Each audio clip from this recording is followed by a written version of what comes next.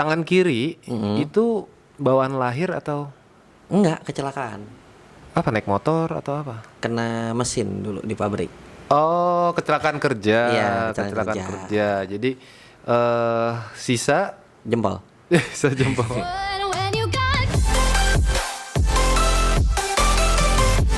Halo teman-teman, ketemu lagi dengan gue Rindra dari Street Art Custom. Dan kali ini gue nggak ngomongin motor banget, tapi nanti ada kaitannya dengan motor karena orang yang ngundang kali ini luar biasa. Beliau ini sales spare part motor, mantan pengamen dengan omsetnya miliaran. Siapa dia?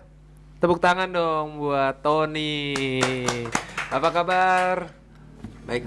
Baik, oke. Tapi sebelum kita mulai ngobrol-ngobrol, gue pengen dong dengerin ya sedikit aja, ya beberapa detik lah gitu kan. Instrumen gitar nih, kayaknya oke banget kayak gitarnya.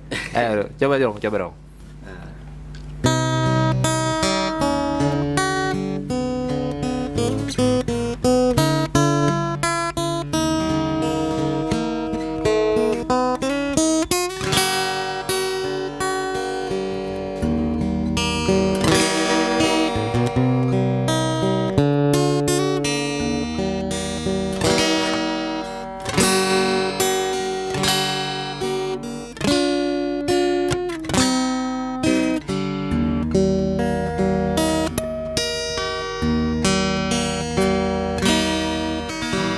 Asik.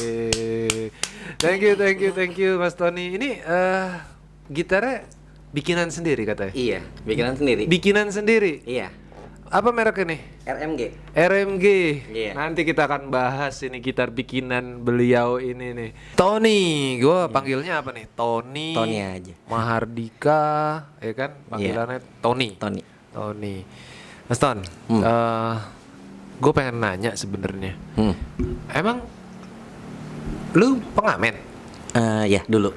Tahun berapa itu lu ngamen? Ngamen, maksudnya secara harafiah lu ngamen di pinggir jalan? Ngamen di bis. Ngamen di bis, naik turun bis. Naik turun bis? Iya. Jurusan mana yang lu ngamenin? Pokoknya dari Jakarta Barat sih. Dulu di Sleepy, pokoknya jaraknya dari Sleepy sampai Kalideres. Sleepy Kalideres. Berapa tahun tuh jadi pengamen? 4 ya, kurang lebih. 4 tahun. Sebelum lu kerja di perusahaan? Enggak. Jadi waktu itu kerja dulu. Kerja dulu. Kerja dulu, terus nggak lama ada ya kayak pengurangan karyawan gitu. Akhirnya gue keluar dan ya udah dari situ bingung kan, ya akhirnya ngamen deh. Ngamen 4 tahun ngamen. 4 tahun. Oke. Ini maaf nih ya, itu apa namanya? Gue pengen nanya sebenarnya, tangan kiri itu bawaan lahir atau Enggak, kecelakaan. apa, naik motor atau apa? Kena mesin dulu di pabrik. Oh, kecelakaan kerja. Iya, Kecelakaan kecelakaan kerja. Jadi sisa Jempol. sisa jempol. Lucu ya orangnya. Ya oke, jadi kecelakaan kerja terus karena itulah lu di PHK. Bukan. Oh, PHK itu memang pas waktu itu memang terjadi krisis ekonomi ya. Ya, kalau nggak salah sih waktu itu ada isu krisis ekonomi global di 2008. Oh iya, 2008 memang krisis ekonomi. Nah, dari situ ada beberapa banyak teman saya yang waktu itu banyak yang dikeluarin. Ya, terlihat ada indikasi, ya akhirnya saya keluar sendiri. Daripada pecat gitu ya. Iya. Oke, kita ngomongin dulu, lompat dulu ke gitar tadi. Iya. Itu mereknya RMG. Itu punya lo. Singkatannya apa sih? Rock Music Group. Rock Music Group. Iya, Punya lo. punya gua. Dari pengamen. Iya. Ini ngamen ya, kan dikasih 1.000, 2.000. Lu punya modal dari mana itu? Jadi 2004 dulu gua kerja. Kerja 2004 di perusahaan yang waktu itu tangan gue hilang nih. Nah, kerja 2 tahun waktu itu di 2006 bulan September tanggal 9 jam 1 pagi. Ingat banget, kecelakaan. Oke. Nah, tapi dari situ tetap masih kerja sampai ke 2008 bulan November kalau nggak salah. Dari situ akhirnya karena yang tadi gue ceritain, akhirnya gue cabut kan. Nah, nyampe rumah bingung. Bingung. Ya bingung lah, udah cacat pengangguran mau gimana coba kan bingung. Double kill ya. Double kill ya. Pengangguran cacat. Heeh. Terus lu ngapain? Nggak punya duit, triple kill. Triple kill. Nggak punya duit. Nah dari situ akhirnya kan bingung kan. Aduh gue mesti gimana nih. Tapi karena masih ngerasa pede, gue bisa teknik mesin, ya kan. Terus gue bisa elektro dikit-dikit, gue bisa komputer, masih pede lah gitu. Ah gue ngelamar kerja lah coba gitu kan. Tapi gue nggak punya duit. Ya kan ngelamar kerja. Tapi gue nggak punya duit. Buat ongkos, buat apa segala macam nggak ada oke. punya duit. Nah gimana nih caranya gue dapetin duit tanpa harus ngebebanin orang tua gue yang pada waktu itu juga memang lagi kurang baik kondisinya. Oke. Akhirnya gue berangkat lah. Gue berangkat ke Jakarta dari Bogor ke Jakarta, yang nggak terlalu jauh sih, tapi kalau jalan kaki pasti capek. Iya. Akhirnya gue berangkat ke Jakarta. Di situ yang gue bawa cuman gitar, ijazah, dan pokoknya sama baju sedikit waktu itu. Oke. Nah jadi itu gue lihat anak-anak kecil ini lari ke sono, tek. Nyampe sini dia turun lagi, dia lari lagi ke sini. Gue bilang nih bocah pada ngapain gitu kan. Pengamen waktu itu gue punya pikiran itu harus bawa alat musik. Waktu itu ya. Iya. Maklum masih lugu. Ternyata tepuk tangan pun bisa disebut pengamen waktu itu. Anak-anak kecil itu pada tepuk tangan gitu kan. Iya. Gitu aja ya. Iya, ada yang pada bawa ukulele apa gitu. Oh, ini anak pada ngamen, gue bilang gitu kan. Duit gue tinggal 5.000 perak nyampe Jakarta waktu itu. Oke. Gue bilang, aduh, gue bingung nih. Masalahnya buat fotokopi surat ijazah dan segala macam ini pasti habis. Gue belum tahu nih mau tidur di mana, apa di mana. Akhirnya nyampe situ gue coba nih ngamennya. Nih gue bawa tas kan, bawa gitar kan. Setelah gue coba dulu deh ngamen deh. Walaupun gue nggak biasa pada waktu itu, gue nggak punya mental untuk berhadapan sama orang banyak. Yang lu nggak kenal. Iyalah, nggak kenal sama sekali, orang penumpang kan. Pasti. Nah dari situ nekat gitu kan.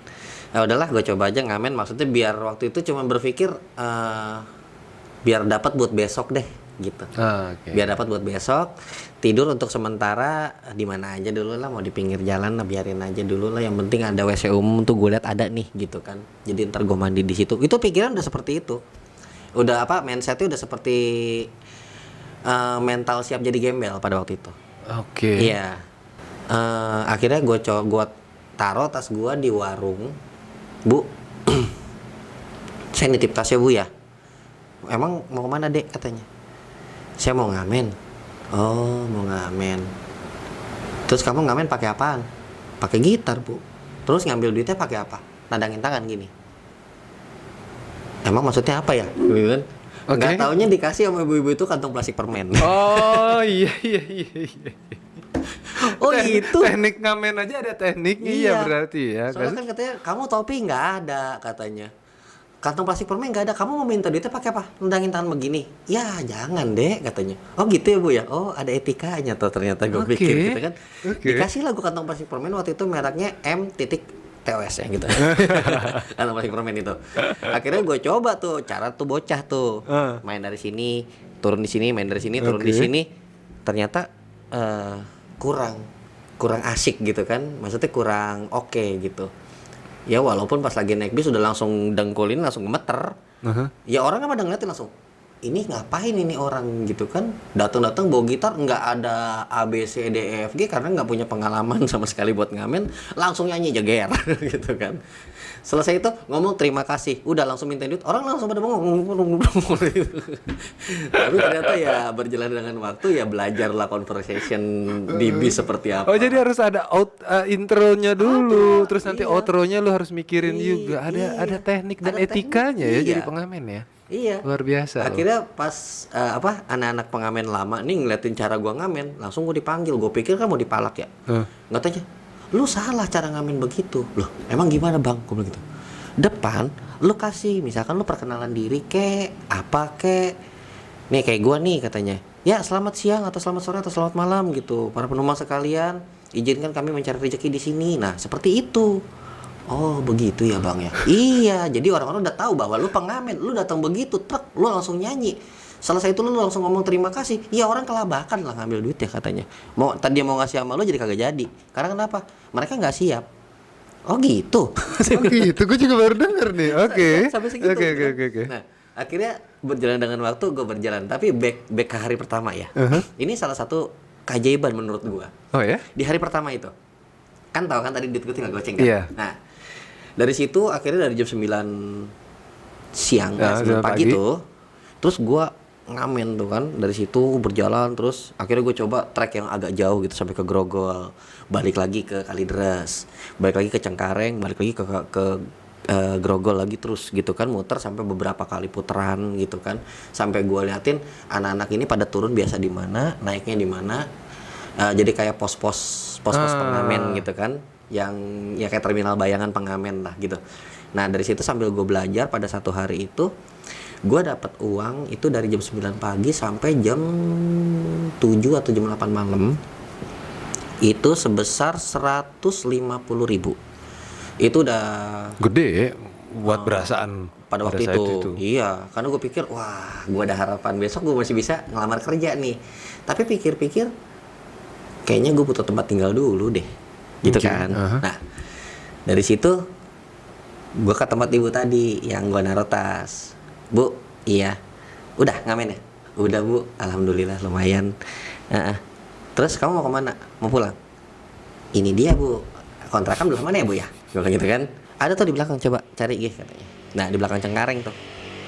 Akhirnya gue ke belakang situ, ketemu kontrakan sebesar 150.000. Pas. Sisa goceng lagi duit lo. Iya. Bisa goceng lagi kan. Tapi at least lo tidurnya ada atap lah ya. Ada atap, walaupun kiri kanan kayak kandang burung. 150.000 pada waktu itu. Itu udah kayak ya pokoknya pakai gembok kecil gitu kan. Akhirnya ya berjalan lah gue kan, sambil terus berusaha nyari kerja. Ternyata selama 4 tahun gue nyari kerja itu tidak ada hasil, nggak berhasil sama sekali. Akhirnya nggak keterima kerja, mungkin karena kondisi gue juga kurang bagus kali ya, atau kurang normal menurut mereka gitu kan. Tapi ya whatever lah, at least selama 4 tahun itu berjalan, di tahun ketiga hampir mau masuk ke 4, ketika gue ngamen itu ada dealer motor nyebarin brosur. Apa? Dealer motor. Dealer? Iya, dealer. Oke. Nyebarin brosur. Gue lagi ngamen nih, lagi ngamen asik. Itu dealer motor langsung lemparin itu brosur. Tag. Pas gue lihat, gue injek satu. Ngamen gue sambil baca nih, mulut mah nyanyi gitu kan. Tapi gue sambil baca. DP 500.000 dapet motor. Gue bilang bencana ini. Bencana karena setiap orang pasti gampang punya motor, angkutan umum pasti hilang. Dan singkat ceritanya tiba-tiba jadi pengusaha gitar. Enggak, belum. Gue liat ini kebetulan warnet lagi kosong nih gitu kan. Coba ke situ. Di kayak kebetulan jadi satu tempat itu dia rental PS sama warnet tuh. Jadi satu ruangan. Lu main warnetnya. Jadi gue bilang, "Bang, udah gue ke warnet aja deh." Berapa? Sejam. Waktu itu kalau nggak salah 3.000 apa. Nah, selama 1 jam itu gue coba cari gitu kan, ke si mbah Google, apa sih bisnis yang lagi bergerak nih pada saat itu yang akan berkembang di 5 tahun ke depan. Di situ tuh terbukalah satu yang namanya mulai bisnis Anda dengan toko online. Nah itu headline pertama tuh yang gue baca pada waktu itu di tahun 2015. Dari situ gue buka toko online. Coba jual gitar pakai tas, pakai senar, tapi harganya gue naikin. Beda kan, di situ kan gue mantau harga pasar kan. Iya. Nah harga gue naikin lebih mahal, tapi lu dapat lengkap pada waktu itu. Dan ternyata dalam waktu 3 biji itu dalam waktu nggak nyampe 1 jam itu habis. Gue balik lagi ke distributor. Begitu terus. Terus begitu sampai satu hari itu gue habisin 36 biji. Sehari lu jual? Sehari. Dan gue orangnya waktu itu emang dasar on. Jadi ketika, "Bang bisa kirim nggak?" "Kagak bisa, saya mesti jagain rumah soalnya." Gue bilang gitu, padahal kan kos-kosan. Jadi orang yang pada datang ke tempat gue, pada beli. "Bang masih ada bang?" "Ada." "Abang dari mana?" "Di sini." Misalkan kayak saya dari kota." "Oh yaudah." Gue hitung jaraknya. Kalau dia dari kota, berarti ada waktu sekitar 15 sampai setengah jam nih nyampe ke sini nih. Gitar udah habis. Jadi lu masih punya waktu untuk sebelum customer nyampe, barang udah nyampe. Iya.